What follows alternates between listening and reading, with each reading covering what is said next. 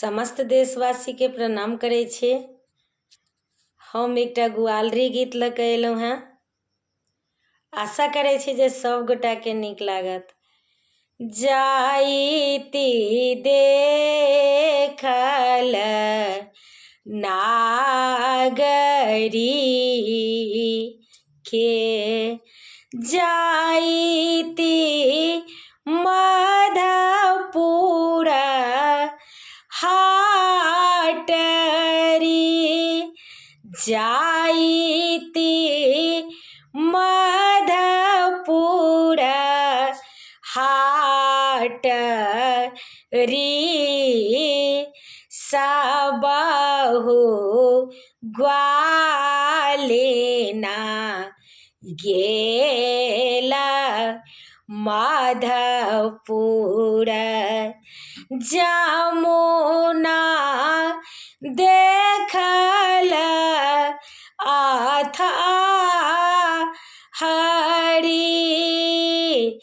सबहु ग्वालिना गेला मधुपुर, जमुना देखल अथाहरी,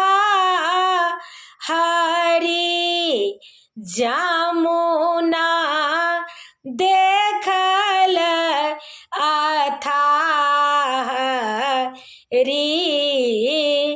कियो सखी बाहर केलनि हाथ का कंगन, कियो सखी बाहर केलनि हाथ का कंगन, कियो सखी चीरा लेने ठाररी,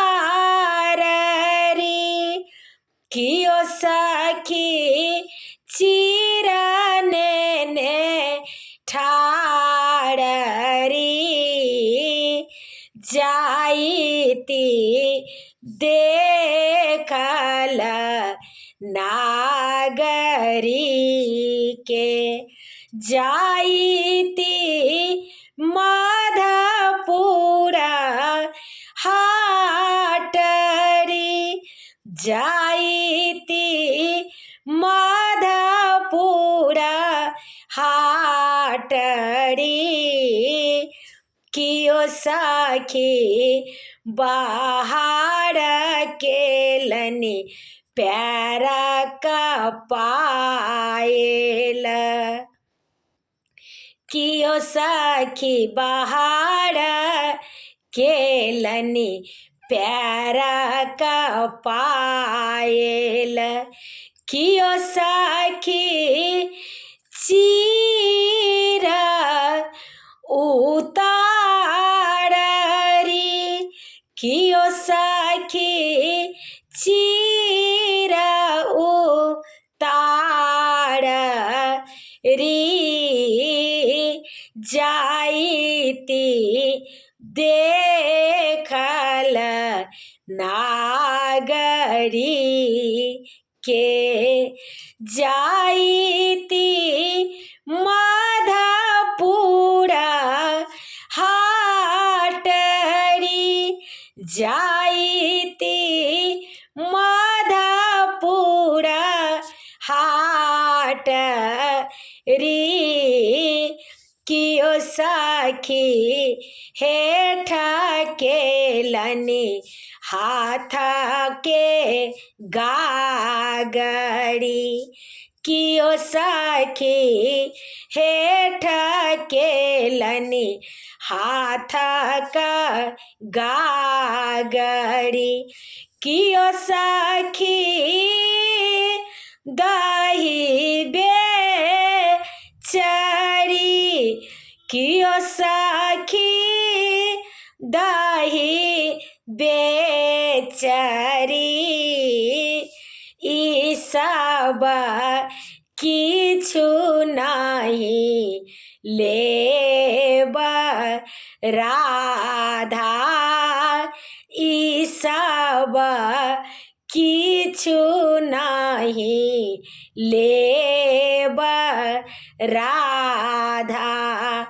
अपना अपना घर जाहुरी, अपना अपना घर जाहुरी।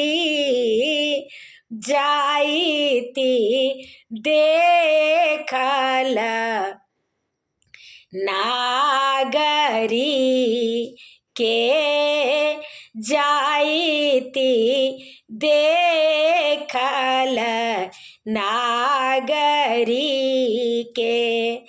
जाइती मधुपुर हाटरी, जाइती मधुपुर हाटरी।